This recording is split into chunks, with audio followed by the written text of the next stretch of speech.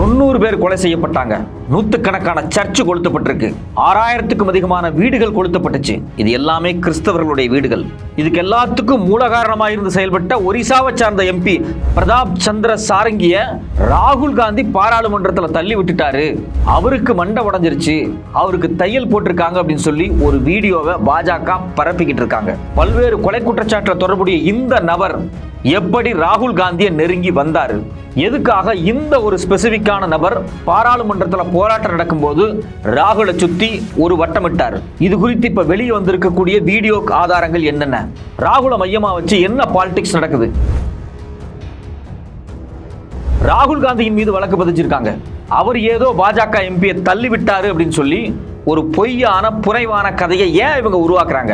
ராகுல் காந்தி தான் எல்லாத்துக்கும் மூல காரணம் அப்படின்னு சொல்லிட்டு பூபேந்தர் யாதவ் ஒரு வீடியோ வெளியிடுறாரு. எதுக்காக பூபேந்தர் யாதவ்? இவர் முன்னாள் உச்ச நீதிமன்றத்தினுடைய நீதிபதி, இப்ப பாஜகவில் மினிஸ்டரா இருக்கார். இவர் ஏன் ராகுலுக்கு எதிராகவும் பல கொலை குற்றச்சாட்டின் சூத்திரதாரியான பிரதாப் சந்திர சாரங்கிக்கு ஆதரவாக ஏன் வீடியோ வெளியிடுறாரு? ஒரு முன்னாள் உச்ச நீதிமன்ற நீதிபதி இவ்வளவு பெரிய கொலை குற்றவாளியை காப்பாற்றுறதுக்கு ஏன் முயற்சி பண்றாரு? இதுக்கு பின்னாடி இருக்கக்கூடிய அரசியல் என்ன?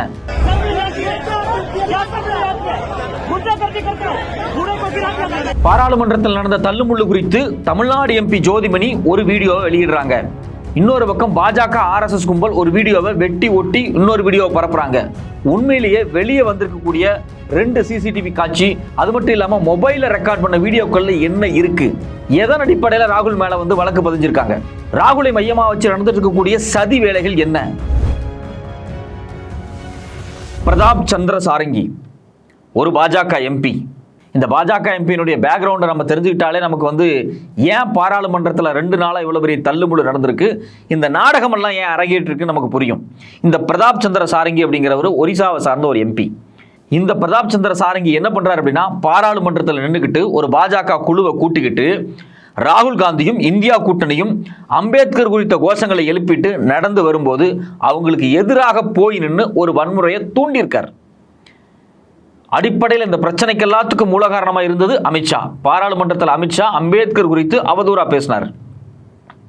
அந்த பேச்சுக்கு இந்தியா முழுக்க எதிர்ப்பு வந்துச்சு. இந்தியா கூட்டணி பாராளுமன்றத்திலேயே அம்பேத்கர் போட்டோ வச்சுட்டு ஒரு மிகப்பெரிய எதிர்ப்பு பேரணி நடத்தினாங்க. அப்படி நடத்தி அந்த எதிர்ப்பு பேரணியோட பாராளுமன்றத்துக்குள்ள நுழையிறதுக்காக அம்பேத்கர் படத்தோட ராகுல் காந்தியும் இந்தியா கூட்டணியும் வரும்போது அதை போய் நேராக வழிமறிச்சு தடுத்து ஒரு வன்முறையை உருவாக்குறதுக்காகவே பாஜக திட்டமிட்டு இந்த பிரதாப் சந்திர சாரங்கியை இறக்கி விட்டுருக்காங்க. ஏன் பர்டிகுலரா இந்த நபர் உள்ள போய் ராகுல் காந்தியோட மோத வேண்டிய நிலைமை வருது? எவ்வளவோ பேர் பாஜக எம்பி இருக்காங்க, ஆனா இவரை வச்சு ராகுலை கவுண்டர் பண்றதுக்கான அஜெண்டாவை ஏன் பாஜக செட் பண்ணுது அப்படின்னா, கடந்த காலத்தில் இந்த பிரதாப் சந்திர சாரங்கி மிகப்பெரிய வன்முறை சம்பவங்கள்ல, கொலை சம்பவங்கள்ல நேரடியாகவும் மறைமுகமாகவும் தொடர்புடையவர்.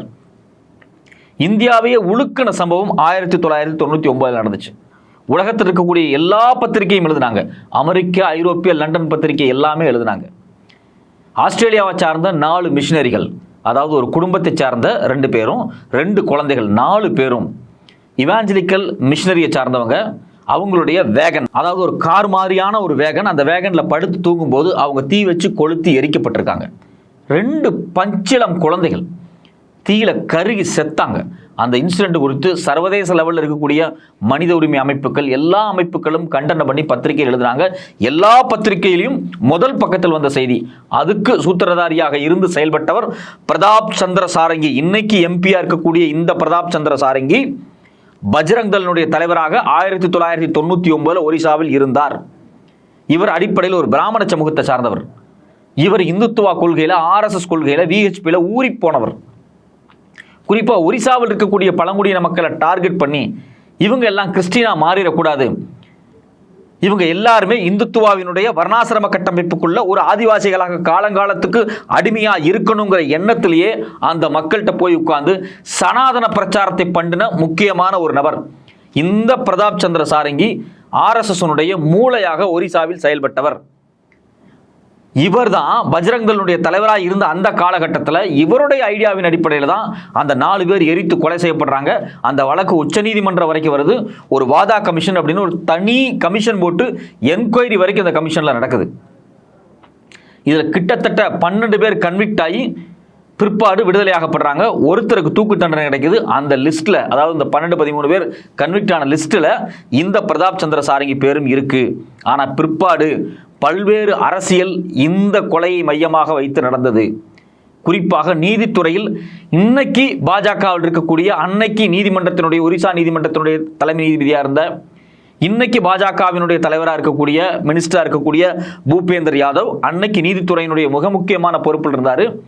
அவர் அரசாங்க தரப்பிலிருந்து வாதா கமிஷன்ல, அதாவது இந்த கொலை குற்றச்சாட்டு குறித்து ஆய்வு பண்ண, விசாரணை பண்ண வாதா கமிஷன்ல அரசு சார்பா கவுன்சிலா உள்ள வந்து இந்த பிரதாப் சந்திர சாரங்கியும் பஜ்ரங் தளையும் காப்பாற்றினவர். பிற்பாடு இவர் உச்சநீதிமன்றத்துக்கு எலிவேட் ஆகி போறார். உச்சநீதிமன்றத்தில் ரிட்டையர்ட் ஆகி பிஜேபிக்குள்ள வந்து மினிஸ்டர் ஆயிட்டார். இப்ப கேபினெட்ல உட்கார்ந்திருக்கார்.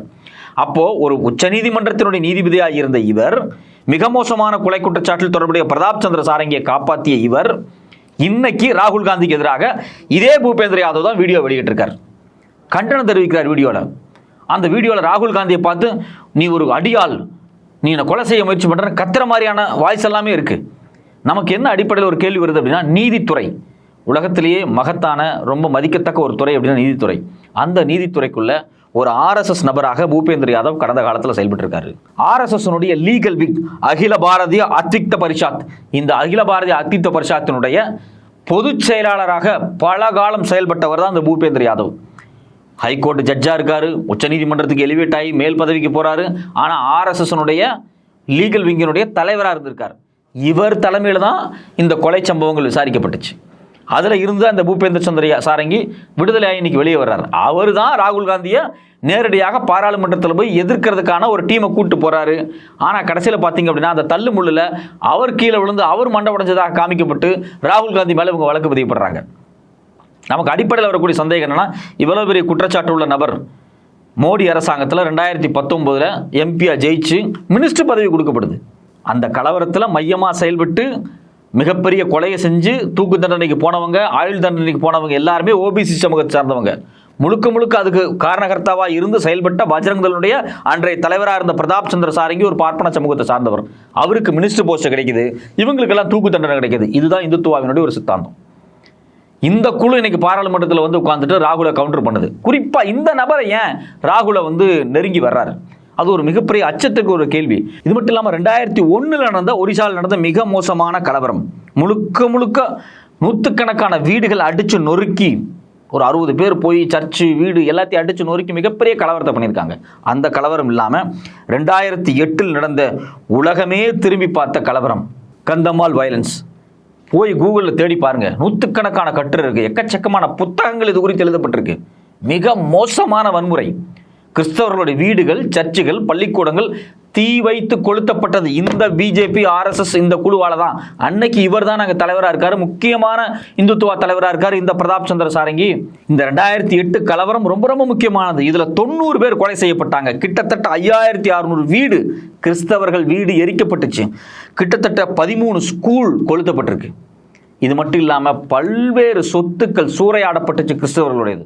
அப்போ ஒட்டுமொத்தமாக 2008 கலவரத்தினுடைய மையமாக இருந்த பஜ்ரங் தள், VHP, RSS இவங்களுடைய சக்தி வாய்ந்த தலைவரான ஒரிசாவினுடைய யூனிட்டினுடைய முக்கியமான பொறுப்பாளர் பிரதாப் சந்திர சாரங்கிக்கு இந்த மோடி அரசாங்கம் மினிஸ்டர் போஸ்ட் கொடுத்துச்சு. அவர் எம்பியா ஜெயிக்க வச்சு மினிஸ்டர் போஸ்ட் கொடுத்து சென்ட்ரலில் கொண்டு வந்து உட்கார வச்சது. இந்த நபருக்கு சட்ட ரீதியாக பின்புலமாக இது மாதிரியான பல குற்றச்சாட்டிலிருந்து தப்பிக்கிறதுக்கு செயல்பட்ட முன்னாள் உச்சநீதிமன்றத்தின் நீதிபதி பூபேந்தர் யாதவ் தான் இந்த வீடியோக்கள் எல்லாம் வெளியிடுறார். அப்போ ஒட்டுமொத்தமாக ராகுல் காந்தி மீது வழக்கு பதியப்பட்டு, ராகுல் காந்தி ஏதோ ஒரு மிகப்பெரிய குற்றவாளியாக, ராகுல் காந்தி வந்து ரொம்ப மோசமாக ஒரு கூன் மாதிரி நடந்துகிட்டாரு அப்படிங்கிற ப்ரொஜெக்ஷன்ல இது மாதிரி வீடியோ வெளியிடக்கூடிய இந்த பூபேந்தர் யாதவ் யாருன்னு இப்போ உங்களுக்கு புரிஞ்சிருக்கும். இவர் யாருக்கு சாதரவாக, இந்த பிரதாப் சந்திர சாரங்கிக்கு சாதரவாக இந்த வீடியோக்களை வெளியிட்டு ஒரு ப்ரொஜெக்ஷனை உருவாக்கிட்டு இருக்காரு. அப்போ ஒட்டுமொத்தமாக நீங்க பாத்தீங்க அப்படின்னா, பாஜக குழுக்கள் ஒரு மொபைல் வீடியோக்களை எடுத்து கட் பண்ணி ஏதோ வந்து அங்கே ஒரு மிகப்பெரிய கலவரங்கள் நடந்த மாதிரி நீங்கள் அந்த வீடியோ பார்த்தாலே தெரியும். இந்த ஆள் கீழே விழுந்து கிடக்கிறார் பிரதாப் சந்திர சாரங்கி. ஏன் அவர் கீழே விழுந்து கிடக்கிறார் அப்படின்னு ராகுல் காந்தி வந்து பார்க்குறாரு.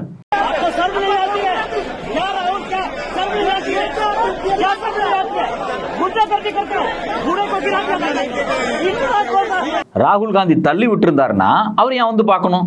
அவருடைய ஜனநாயக பண்பு, ஒருத்தர் கீழே விழுந்திருக்காருன்னு வந்து பார்க்கும்போது அங்க இருக்கக்கூடிய பாஜகக்காரன் அவரை பார்த்து அசிங்கசிங்கமா தட்டுறான். அங்க இருக்கக்கூடிய பாஜகக்காரன் அசிங்கசிங்கமா அவர் திட்டுறான், கத்துறான். அதெல்லாம் பொருட்படுத்தாம அவர் என்ன ஆச்சுன்னு பார்த்துட்டு அவர் போறாரு. அதுக்கு பிறகு பார்த்தீங்கன்னா பயங்கரமா அவர் ஐசியூவில் அட்மிட் பண்ணிட்டாரு. அவருக்கு மண்டையில 2 தையல் போட்டிருக்கான். காலையில் வந்து 9 மணிக்கு அவர் அட்மிட் பண்ணும்போது ஒரு படத்தை காமிக்கிறாங்க, மத்தியானம் ஒரு படத்தை காமிக்கிற, 11 மணிக்கு ஒரு படம், 2 மணிக்கு ஒரு படம், சாயங்காலம் ஒரு படம். அது தலை முழுக்க கட்டு போட்டிருக்கு. உலகத்திலேயே 2 தையல் போட்டதுக்கு மண்டை முழுக்க கட்டு போட்ட ஒரே குரூப் இந்த குரூப்பாக தான் இருக்கும்.